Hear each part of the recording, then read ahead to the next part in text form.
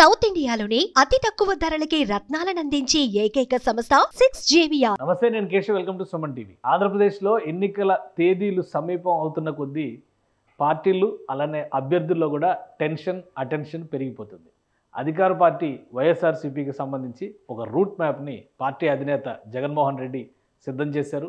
అదృష్టవశాత్తు ఎన్నికల తేదీ ఒక నెల రోజుల సమయం అదనంగా ఇవ్వడంతో దానికి తగ్గట్టుగా ఒక భారీ బస్సు యాత్రకి రూపకల్పన చేసి ఆయన ఆ ప్రచార పర్వంలో బిజీగా ఉన్నారు. మరోవైపు క్షేత్రస్థాయిలో అభ్యర్థులు చేస్తున్నటువంటి ప్రచారం ఏ విధంగా ఉంది, వారిపైన ప్రజల్లో ఉన్నటువంటి అభిప్రాయం ఏంటి, అలానే వారి ప్రత్యర్థులు ఏ విధంగా ఉన్నారు, ప్రత్యర్థుల్ని ఎదుర్కొనే విధంగా వ్యూహ ప్రతివ్యూహాలు అనుసరించడంలో వైసీపీ నాయకులు సన్నద్ధంగా ఉన్నారా లేదా, ఈ అంశం పైన ఎప్పటికప్పుడు గ్రౌండ్ లెవెల్ నుంచి ఫీడ్బ్యాక్ తీసుకుంటున్నారు జగన్మోహన్ రెడ్డి. ఈ క్రమంలోనే అభ్యర్థుల ప్రచార విషయంలో కానీ అలానే ప్రజల్ని ఆకట్టుకోవడంలో విఫలమవుతున్నారనేటువంటి సంకేతాలు ఉన్న చోట కానీ బలమైన ప్రత్యర్థులు బరిలోకి వచ్చారనేటువంటి అంశాలను కూడా బేరీజు వేసుకోవడం ద్వారా ఇప్పుడు తాజాగా కొన్ని మార్పులకి శ్రీకారం చుట్టబోతున్నట్టుగా అంతర్గతంగా వైఎస్ఆర్సీపీలో పెద్ద చర్చ నడుస్తుంది. సో ఎక్కడెక్కడ మార్పులు జరగబోతున్నాయి, అసెంబ్లీ నియోజకవర్గాల్లోనే 13 నుంచి 15 అసెంబ్లీ స్థానాల్లో మార్పులు జరిగే అవకాశం ఉందనేటువంటి సంకేతాలు స్పష్టంగా కనిపిస్తున్నాయి. అదే జరిగితే అంత బలహీనంగా ఉన్నటువంటి అభ్యర్థులు ఎవరు, లేదా ప్రచారంలో దూసుకుపోవడంలో వెనుకపడడమే వీరు చేసినటువంటి పొరపాట, లేదా బలమైనటువంటి ప్రత్యర్థులు రంగంలోకి దిగడంతో వీరు ఇప్పుడు తమను తాము బలోపేతం చేసుకునేటువంటి క్రమంలో పార్టీ ఆలంబన కోరుతున్నటువంటి పరిస్థితి ఉందా? ఈ క్రమంలోనే పార్టీ అభ్యర్థుల మార్పు వైపు మొగ్గు చూపేటువంటి అవకాశాలు కనిపిస్తున్నాయి. ఈ అంశాలను ఒకసారి విశ్లేషించేటువంటి ప్రయత్నం చేద్దాం. ఓవరాల్గా వైఎస్ఆర్సీపీలో ఏ నియోజకవర్గాల్లో మార్పులు చేర్పులు జరిగే అవకాశం ఉంది పరిశీలిద్దాం. వైఎస్ఆర్సీపీ అధినేత ఒకేసారి 175 అసెంబ్లీ స్థానాలకు సంబంధించి అభ్యర్థుల ప్రకటన చేశారు. ఇప్పుడు ప్రచార పర్వం ఒక 10 రోజుల ముందుకు జరిగిన తర్వాత కొన్ని నియోజకవర్గాలకి ముఖ్యంగా ప్రత్యర్థుల విషయంలో వస్తున్నటువంటి అంశాలు, అలానే వ్యూహ ప్రతివ్యూహాలని అనుసరించడంలో తడబడుతున్నటువంటి నాయకులు, ఈ అంశాలను బేరీజు వేసుకోవడం, ఇతర పార్టీల నుంచి కొంతమంది కీలకమైనటువంటి నాయకులు వైసీపీలోకి వచ్చినటువంటి నేపథ్యంలో కూడా ఈ మార్పులు చేర్పులు తప్పవనేటువంటి సంకేతాలు కనిపిస్తుంది. అదేవిధంగా ఈ హిట్ లిస్ట్లో ఉన్నటువంటి నియోజకవర్గాల జాబితాని ఒకసారి పరిశీలిద్దాం. మనం ముందుగా కనిపిస్తోంది స్పీకర్ తమ్మినేని సీతారాంకి సంబంధించినటువంటి నియోజకవర్గం ఆమదాల వలసలో ఆయనకి టికెట్ ఇవ్వడం కూడా కొన్ని అనూహ్య పరిణామాల మధ్య జరిగినటువంటి పరిస్థితి అందరికీ తెలుసు. అయితే ఇప్పుడు తాజాగా వేస్తున్నటువంటి గ్రౌండ్ రిపోర్ట్స్ అలానే ఫీడ్బ్యాక్ ఆధారంగా కొన్ని నిర్ణయాలు తీసుకునేటువంటి విషయంలో ఆమదాల వలస నియోజకవర్గం ముందు వరుసలో ఉన్నట్టుగా తెలుస్తుంది. అదే క్రమంలో అనకాపల్లి నియోజకవర్గం ఊహించని విధంగా అక్కడ కొనతాల రామకృష్ణ బరిలోకి దిగడం, సో ఈ అంశాన్ని దృష్టిలో పెట్టుకొని చూస్తే అక్కడ కూడా అభ్యర్థిని మార్చే అవకాశాలు కనిపిస్తున్నాయి. ఇక పి గన్నవరం ఎస్సీ రిజర్వ్డ్ నియోజకవర్గం, ఇక్కడ కూడా అభ్యర్థిని మార్చేటువంటి అవకాశాలు ఉన్నాయనేది అంతర్లీనంగా వస్తున్నటువంటి సమాచారం.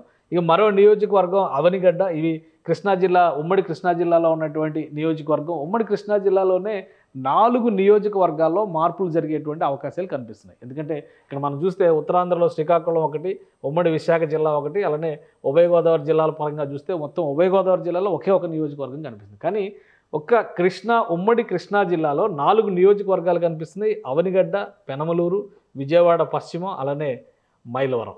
4 చోట్ల మార్పులు తప్పదు అనేటువంటి సంకేతాలు వైసీపీలో చాలా స్పష్టంగా కనిపిస్తున్నాయి. దీనికి అనేక కారణాలు ఉన్నాయి. అంటే బలమైనటువంటి ఇతర పార్టీల నుంచి అభ్యర్థులు రావడం, అలానే జగన్మోహన్ రెడ్డి టికెట్ ఇచ్చినటువంటి అభ్యర్థులు ప్రచారం విషయంలో కొంత వెనకబడడం, ఈ అంశాలన్నింటినీ దృష్టిలో పెట్టుకోవడం ద్వారా ఉమ్మడి కృష్ణా జిల్లాలో 4 సీట్లలో మార్పులు చేర్పులు జరిగే అవకాశం ఉందనేది చాలా క్లియర్గా అందుతున్నటువంటి సమాచారం. ఇక ఉమ్మడి గుంటూరు జిల్లాలో కూడా 3 నియోజకవర్గాల్లో మార్పులు తథ్యం అనేటువంటి సంకేతాలు కనిపిస్తున్నాయి.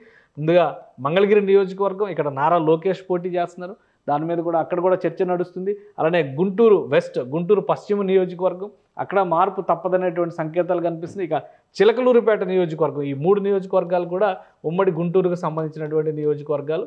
ఈ నియోజకవర్గాల్లో ఖచ్చితంగా అభ్యర్థుల మార్పు ఉంటుందనేటువంటి సంకేతాలు వస్తున్నాయి. ఇక్కడ ఉమ్మడి కృష్ణాలో చూస్తే 4 నియోజకవర్గాలు కనిపిస్తున్నాయి, ఉమ్మడి గుంటూరులో చూస్తే 3 కనిపిస్తున్నాయి. అంటే ఈ 2 ప్రధానంగా ఇక్కడ మనం ఆలోచించాల్సింది కూడా అమరావతి ఫ్యాక్టర్ ఈ నియోజకవర్గాల్లో, ఈ జిల్లాల్లో ఖచ్చితంగా ఉంటుందనేటువంటి అభిప్రాయం ఉంది.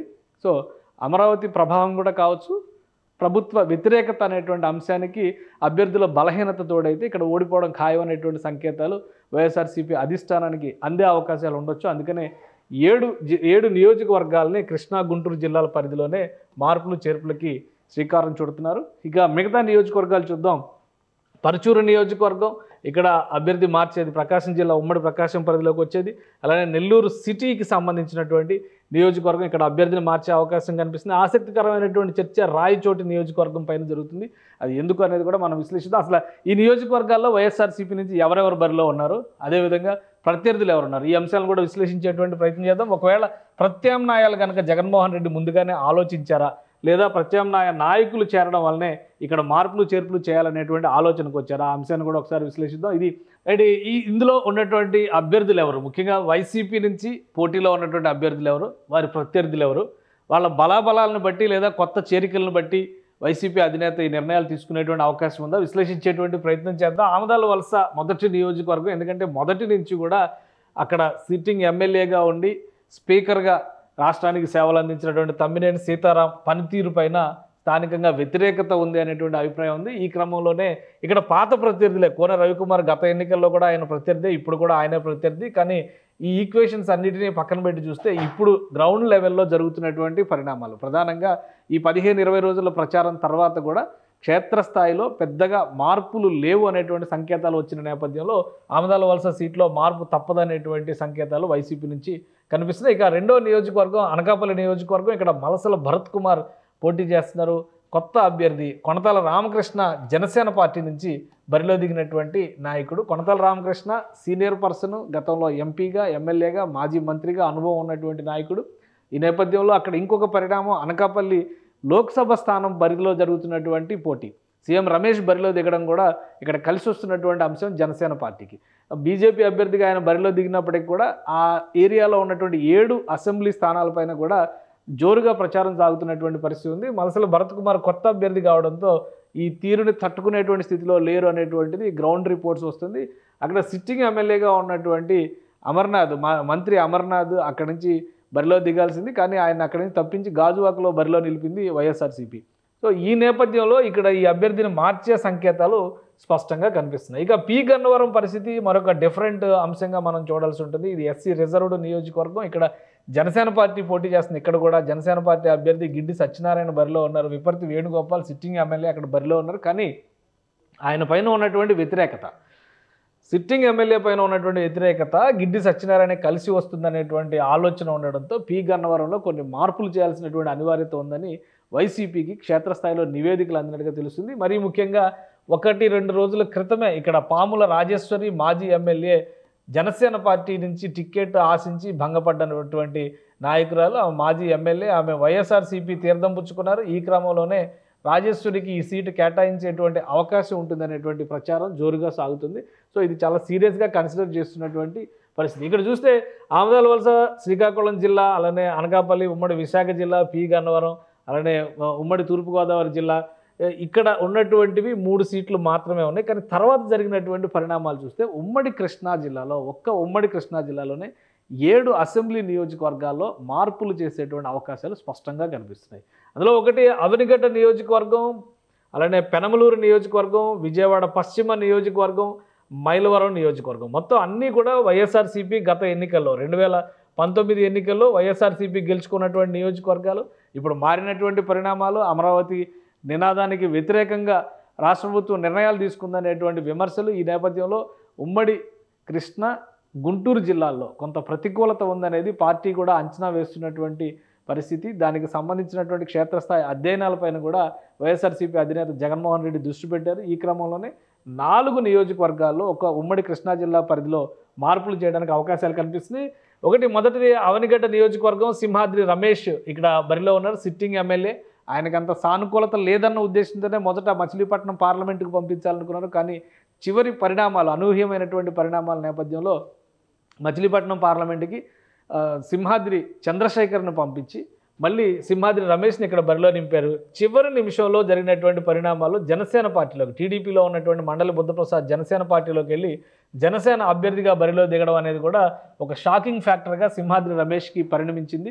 ఈ క్రమంలోనే మండలి బుద్ధప్రసాద్కి ఉన్నటువంటి పాజిటివిటీ, అలానే 2 పార్టీలు కూటమి అభ్యర్థిగా రావడం అనేది అక్కడ 2 పార్టీలకి సంబంధించి జనసేనకి టీడీపీకి కూడా బలమైనటువంటి క్యాడర్ ఉండడం వల్ల అక్కడ వైసీపీ అభ్యర్థి బలహీనపడేటువంటి సంకేతాలు ఉన్నాయనేటువంటి అభిప్రాయం వస్తుంది. ఈ క్రమంలో ఆయన్ని మార్చేటువంటి స్కోప్ ఎక్కువగా కనిపిస్తుంది. ఇక మరొక నియోజకవర్గం పెనమలూరుకు సంబంధించి మంత్రి జోగి రమేష్ని పెనమలూరు బరిలో నిలిపారు. వాస్తవానికి ఆయన పెడన ఎమ్మెల్యేగా ఉండగా మంత్రి పదవి దక్కించుకున్నారు. ఇప్పుడు ఆ నియోజకవర్గంలో వ్యతిరేకత ఉందన్న ఉద్దేశంతో పెనమలూరు తీసుకొచ్చారు. కానీ పెనమలూరులో కూడా ఈక్వేషన్స్ సరిపడేటువంటి పరిస్థితి లేదు. ఇక్కడ చివరి నిమిషంలో టీడీపీ అభ్యర్థిగా బోడే ప్రసాద్కి కేటాయించారు. వాస్తవానికి ఇక్కడ అభ్యర్థులు మార్పులు చేర్పులు జరుగుతాయి అనేటువంటి అభిప్రాయం జరిగింది. కొంతమంది స్థానిక నాయకులకి రివ్యూ చేశారు. అదే క్రమంలో జనసేన పార్టీ ఈ సీటు కోరిందనేటువంటి చర్చ జరిగింది. వీటన్నిటి నేపథ్యంలో ఇప్పుడు బోడే ప్రసాద్ సీటు అనౌన్స్ చేసిన తర్వాత వైసీపీ జోగి రమేష్ని మార్చాలనేటువంటి ఒక కన్క్లూజన్కి వచ్చినట్టుగా తెలుస్తుంది. ఒకవేళ ఆ క్రమంలో నిర్ణయం తీసుకుంటే కనుక జోగి రమేష్ని మైలవరం నియోజకవర్గం, వాస్తవానికి జోగి రమేష్ గత 2009 ఎన్నికల్లో మైలవరం నియోజకవర్గం నుంచి పోటీ చేశారు. అలానే 2014 ఎన్నికల్లో కూడా మైలవరం బరిలోనే ఉన్నారు. 2019లో మాత్రం ఆయన్ని ఎవరు ఊహించిన విధంగా పెడన నియోజకవర్గానికి జగన్మోహన్ రెడ్డి గారు బదిలీ చేశారు. ప్రస్తుతం పెనమలూరు అనుకున్నారు. పెనమలూరు నుంచి మళ్ళీ రివర్స్ బదిలీ జరిగేటువంటి అవకాశం కనిపిస్తుంది. మైలవరంలో ఉన్నటువంటి అభ్యర్థి సర్నాల తిరుపతిరావు బీసీ క్యాండిడేట్కి టికెట్ ఇచ్చింది వైఎస్ఆర్సీపీ. ఇప్పుడు అక్కడ ప్రత్యర్థిగా ఉన్నటువంటి వ్యక్తి సిట్టింగ్ ఎమ్మెల్యే వసంత కృష్ణప్రసాద్. అక్కడే వైసీపీ నుంచి గెలుపొందిన ఆయన ఇప్పుడు టీడీపీలో చేరారు. టీడీపీ నుంచి ఆయన బరిలో ఉన్నారు. కాబట్టి ఇక్కడ ప్రత్యర్థి బలమైనటువంటి ప్రత్యర్థి అంటే వాస్తవానికి అక్కడ దేవినేని ఉమామహేశ్వరరావుని బరిలో నిలుపుతారనేటువంటి అంచనా వేసి ఉండొచ్చు. తర్వాత నిమిషంలో అనూహ్యంగా వసంత కృష్ణప్రసాద్ పిక్చర్లోకి వచ్చేసరికి వైసీపీ ఈ మార్పులు చేయాలని భావిస్తున్నట్టుగా తెలుస్తుంది. అంటే ఇక్కడ పెనమలూరు వర్సెస్ మైలవరం అనేటువంటి ఈక్వేషన్ని ఏ విధంగా డిసైడ్ చేస్తారనేది చూడాలి. ఇక మరొక ముఖ్యమైనటువంటి నియోజకవర్గం విజయవాడ పశ్చిమ నియోజకవర్గం. గత 2-3 రోజులుగా జరిగినటువంటి పరిణామాలు చూస్తే జనసేన పార్టీలో కీలకమైనటువంటి నాయకుడిగా భావించినటువంటి పోతిన మహేష్ వైఎస్ఆర్సీపీలో చేరారు.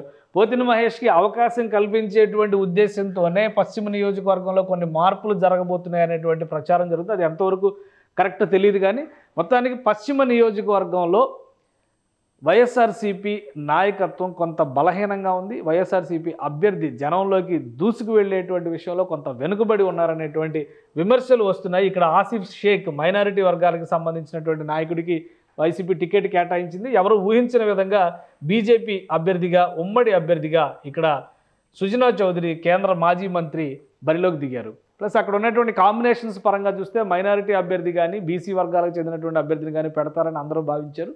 కానీ సుజనా చౌదరి రావడం అనేది అక్కడ పోటీని తట్టుకోవాలంటే అభ్యర్థిని మార్చాల్సినటువంటి అవసరం అన్నా ఉంది, లేదా కొన్ని రాజకీయ సమీకరణలో మార్పులు చేయాల్సినటువంటి సంకేతాలైనా ఉన్నాయనేటువంటి అభిప్రాయం వస్తుంది. ఈ క్రమంలోనే పోతిన మహేష్కి ఇక్కడ అవకాశం ఇస్తారా? ఎందుకంటే నిన్నటి వరకు జనసేనానికి అనుంగు సహచరుడిగా తిరిగినటువంటి మహేష్ ఇప్పుడు నేరుగా బాణాలు విసురుతున్నటువంటి పరిస్థితి ఉంది. సో ఈ ఈక్వేషన్ని మరింత బలోపేతం చేసేటువంటి క్రమంలో ఆసిఫ్ షేక్ని పక్కన పెట్టి పోతిన మహేష్కి ఈ సీటు కేటాయించవచ్చు అనేటువంటి చర్చ నడుస్తుంది.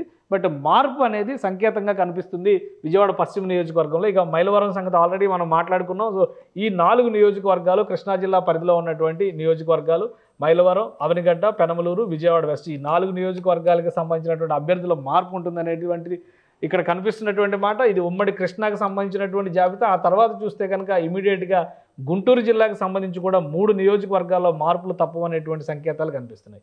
ఇప్పటికే అన్ని 175 నియోజకవర్గాలకు సంబంధించినటువంటి అభ్యర్థులను జగన్మోహన్ రెడ్డి ఒకేసారి అనౌన్స్ చేశారు. కానీ మార్పుల విషయంలో కూడా ఈ సమీక్షల తర్వాత, ఎందుకంటే నోటిఫికేషన్ రావడానికి ఇంకా వారం రోజుల సమయం మాత్రమే ఉంది. ఈ లోపు సర్దుబాట్లు దిద్దుబాట్లు చేసుకోవాల్సినటువంటి బాధ్యత పార్టీ పైన ఉంది. కాబట్టి అంతర్లీనంగా క్షేత్రస్థాయిలో ఉన్నటువంటి సమాచార సేకరణపైనే పార్టీ అధిష్టానం దృష్టి పెట్టినట్టుగా తెలుస్తుంది. ఈ క్రమంలోనే ఉమ్మడి గుంటూరు జిల్లాలో కూడా 3 నియోజకవర్గాల్లో మార్పులు తప్పవనేటువంటి సంకేతాలు వస్తున్నాయి. ఆ 3 నియోజకవర్గాలు ఏంటో ఒకటి చూద్దాం. మనం మంగళగిరి నియోజకవర్గం మొదటి రోజు నుంచి వైసీపీకి తలనొప్పిగా మారినటువంటి నియోజకవర్గంగా దీన్ని చూడాల్సి ఉంటుంది. ఇక్కడ తెలుగుదేశం పార్టీ యువనేత నారా లోకేష్ పోటీ చేస్తున్నారు టీడీపీ అభ్యర్థిగా, కూటమి అభ్యర్థిగా. సో ఈ నేపథ్యంలో ప్రత్యర్థిని ఎవరు పెట్టాలనేటువంటి చర్చ మొదటి నుంచి జరుగుతుంది. చివరి నిమిషంలో అనూహ్యంగా మురుగుడు లావణ్యకి బీసీ వర్గాలకు చెందినటువంటి నాయకురాలికి అవకాశం ఇచ్చారు. అయితే నారా లోకేష్ను తట్టుకోవడంలో ఇక్కడ వైసీపీ అభ్యర్థి బలం సరిపోవడం లేదనేటువంటి సంకేతాలు ఉన్నాయి. ఇక్కడ ఆల్టర్నేటివ్స్ కూడా చాలా ఉన్నాయి. ఎందుకంటే గతంలో కూడా బోలెని ఆప్షన్స్ చూశారు. గంజి చిరంజీవిని పరిశీలించారు. అలానే ఆల్రెడీ సిట్టింగ్ ఎమ్మెల్యే ఆర్కే ఆళ్ళ రామకృష్ణారెడ్డి ఉన్నారు, కాండ్రు కమల మాజీ ఎమ్మెల్యే అక్కడ ఉన్నారు.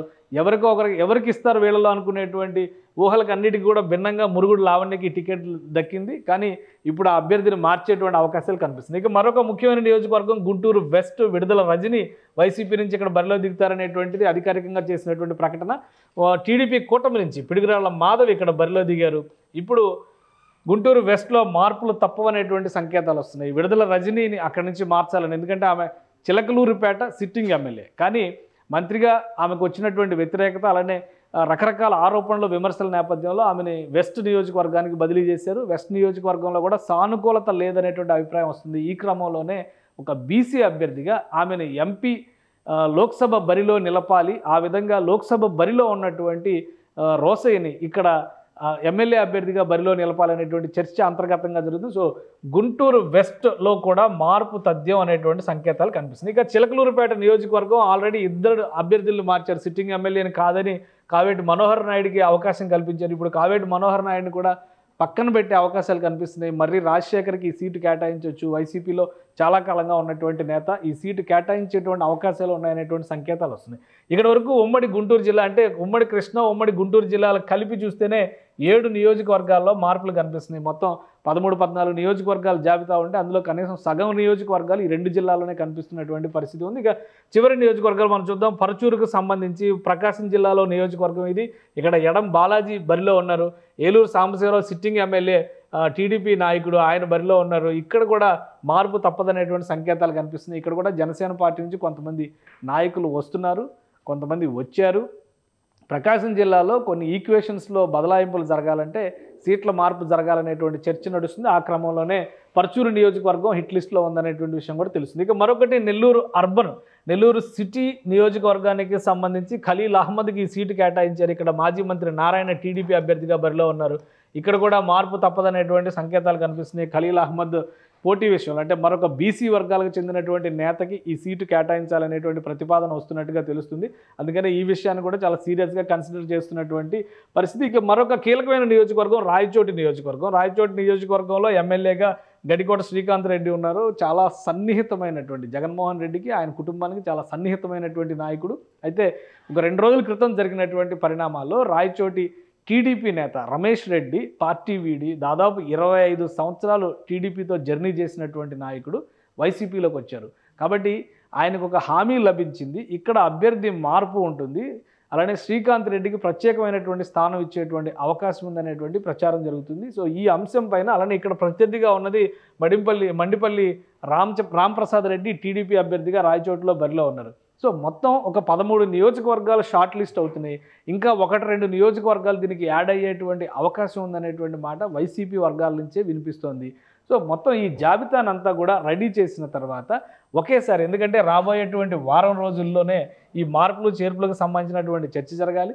ప్రచారానికి సంబంధించి తగినంత సమయం అభ్యర్థులకు ఉండాల్సినటువంటి అవసరం ఉంది. కాబట్టి జగన్మోహన్ రెడ్డి ఒక 2-3 రోజుల్లోనే తన బస్సు యాత్రని కొనసాగిస్తూనే ఈ సమీక్షలన్నిటిపైన దృష్టి పెట్టినట్టుగా తెలుస్తుంది. ఒక 2-3 రోజుల్లోనే అసెంబ్లీ నియోజకవర్గాలకు సంబంధించి కనీసం 10 నుంచి 15 నియోజకవర్గాల్లో మార్పులు చేర్పుల ప్రకటన చేసేటువంటి అవకాశం ఉంది. ఇందులో 1-2 క్యాండిడేట్లకి సంబంధించి అసెంబ్లీ బరి నుంచి తప్పించి లోక్సభ బరిలో వాళ్ళని నిలిపేటువంటి అవకాశాలు కూడా స్పష్టంగా కనిపిస్తున్నాయి. సుమన్ టీవీలో మీ పర్సనల్ అండ్ బిజినెస్ ప్రమోషన్స్ కోసం కింది నెంబర్కి కాంటాక్ట్ చేయండి.